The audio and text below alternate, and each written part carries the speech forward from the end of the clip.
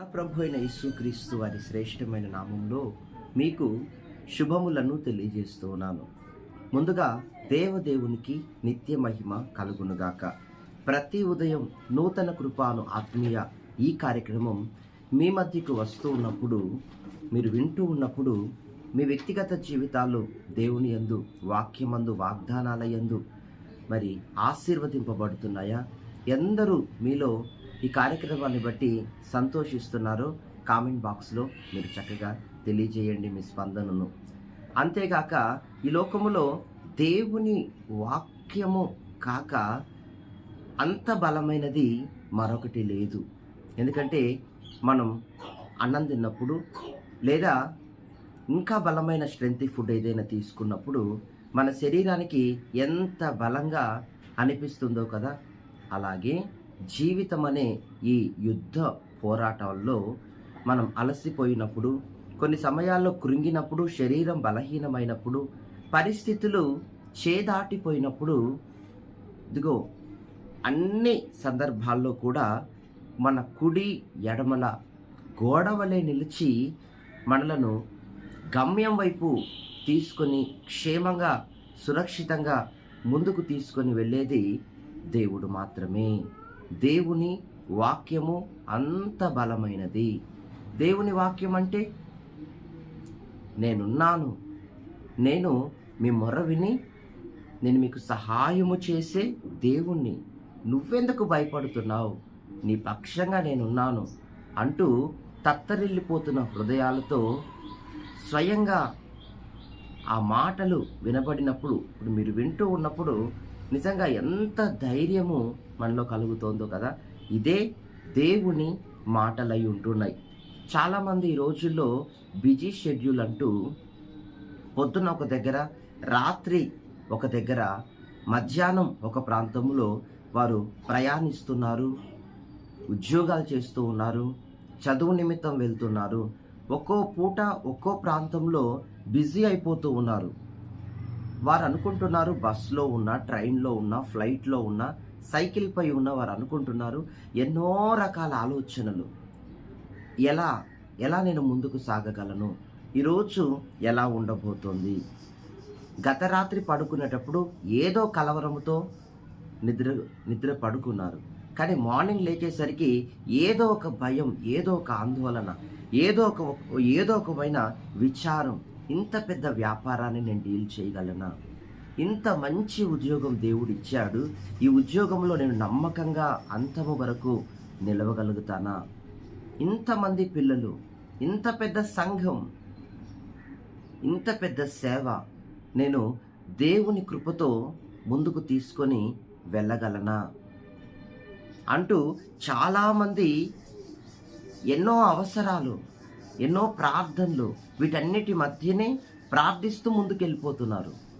కానీ దేవుడు అంటున్నాడు, మీరు ఏ పరిస్థితిలో చేసిన ఏ ప్రేయర్ కూడా, ఏ ప్రార్థన కూడా నేను త్రోసి వేసే దేవుడను కాదు. అవి వాటి కాలమందు చిగురేస్తాయి, అవి వాటి కాలమందు దాని కాలాన కార్యరూపం దాల్చే విధంగా నేను ఆజ్ఞ ఇవ్వబోతున్నాను, నేను అనుమతించబోతున్నాను. కనుక నీకు విచారం ఎందుకు, ప్రార్థన చెయ్యి, విజ్ఞాపన చెయ్యి. దేవుని సన్నిధిలో నువ్వు విడిచే కన్నీరుకు ప్రతిఫలం లేదనుకుంటున్నావా? దేవుని బిడ్డ దానియేలు జీవితంలో మనం చూస్తే 21 days బలమైన ఉపవాస ప్రార్థన అతడు దేవుని సన్నిధిలో ఉండగలిగాడు. దేవుడు అతనికి ఆ కృప ఇచ్చాడు.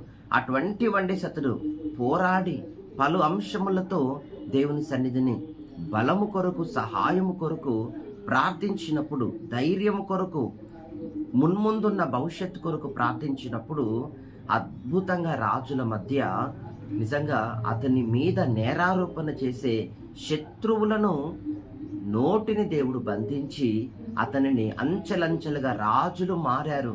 కానీ దానియేలు రాజ్యమందు చెదిరిపోకుండా అంతకు మించిన ఘనత, అంతకు మించిన పొజిషన్, ఇట్లా పదోన్నతి మీద ప్రమోషన్ పొందుకుంటూ రాజుల యొక్క దయలో ఉంటూ చరిత్రలో దేవునికి ఎంత మహిమార్థంగా బ్రతికాడో మనం చూస్తూ ఉన్నాం. కనుక నీ జీవితంలో కూడా నీ కన్నీటికి ప్రతిఫలం ఉంది, నీ ప్రార్థనకి దేవుని కార్యం ఉంది. వెయిట్ చేయి, దేవుడు నీ పట్ల కార్యం చేయబోతున్నాడు. దానియేలు గ్రంథంలో నేటి వాగ్దానాన్ని మీరు చూస్తే 10వ అధ్యాయం 19వ వచనంలో ఏం రాయబడిందంటే, దానియేలు నీవు బహుప్రియుడవు, నీకు శుభము కలుగునుగాక, నీకు శుభము కలుగునుగాక, శుభము కలుగునుగాక, శుభము కలుగునుగాక, నీకు శుభము కలుగునుగాక, భయపడొద్దు, ధైర్యము తెచ్చుకో. ఇదేనండి దానియేలుతో దేవుడు చేసిన వాగ్దానం. ఎప్పుడు చేశారు? 21 days ఫాస్టింగ్ ప్రేయర్ అయ్యాక దేవుడు వారికి ఇచ్చిన ప్రత్యక్షత స్వరముతో పాటు దేవుడు మాట్లాడాడు. నీ జీవితంలో దేవుడు మాట్లాడడా? నీ జీవితంలో దేవుడు సూచన చూపియడా? నీ జీవితంలో దేవుడు తన యొక్క సంకేతాలను ఇలా కనిపెట్టినప్పుడు తెలియజేయడా? మరెందుకు భయపడుతున్నావు? నీకు శుభము కలగబోతుంది. ఇక్కడ దానియేలు ఉన్న పేరులో మీ పేరు రాసుకో. మీ పేరు ఏమయ్యుందో పరిశుద్ధాత్ముడు సెలవిస్తున్నాడు. మీ విశ్వాసమును గట్టిగా పట్టుకొని అక్కడ దానియేలుకు బదులుగా ప్రక్కనే మీ పేరు రాసుకున్నప్పుడు తప్పక దేవుడు మీకు శుభం కలిగేటట్లు చేయబోతున్నాడు. ధైర్యము తెచ్చుకోమంటున్నాడు. నేను సహాయము చేస్తానని అంటున్నాడు. హల్లెలూయా. వ్యాపారంలో లాస్ అండి. ఇక ముందు ఇంకా ఎన్ని నష్టాలు కలుగుతాయో తెలియదు. ఈ కుటుంబ భారాన్ని ఇక మోయలేకపోతున్నాను. ఆత్మీయంగా ఎదగాలని ఆశ ఉంది, కానీ ఇదిగో ఈ శారీరక సంబంధమైన ఈ సంశయాలు, ఈ సమస్యల వలన నేను ఈ సమస్యల ద్వారానే అణచివేతకు గురవుతున్నాను, కానీ దేవుని బ్లెస్సింగ్స్ స్పిరిచువల్గా నేను పొందలేకపోతున్నాను అని అంటున్నారా? లేదు లేదు, ఇవన్నీ కాదు. ఇరుకులు, శ్రమలు, ఇబ్బందులు మనం శరీరంతో ఉన్నాం కనుక ఇవి ఎప్పటికీ ఉంటూ ఉంటాయి, వస్తూ ఉంటాయి, పోతూ ఉంటాయి. కానీ దేవుడు ఏమంటున్నాడంటే, ఇదిగో నేను భూమి ఆకాశములను కలుగజేసిన సృష్టికర్తను, నేను మీకు ప్రాణం పెట్టిన దేవుడిని, రక్తాన్ని చిందించాను, సిలువలో నేను మీకు క్షమాపణను, స్వతంత్రతను, నెమ్మదిని, విజయాన్ని దయచేసిన దేవుణ్ణి. ఇన్ని మీ నిమిత్తం నేను చేసినప్పుడు, ఇదంతా చేసినప్పుడు, ఇదంతా మీకు ఇచ్చినప్పుడు మీ సమస్యలు నా ముందెంత? మీరు ఆలోచించండి దేవుని బిడ్డ. దేవుని ముందు ఈ సమస్యలు ఎంత? దేవునికి నీ సమస్య తీర్చటం ఎక్కువేం కాదు.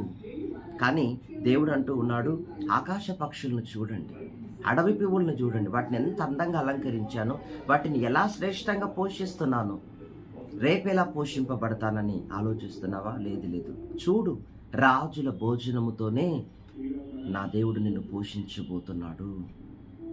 God bless you. ఈ వాగ్దానం నీ జీవితంలో నెరవేరునుగాక.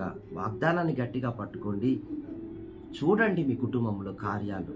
పరిశుద్ధాత్ముడు మీతో పాటు మిమ్మల్ని ముందుకు నడిపించునుగాక. God bless you. ఆమేన్.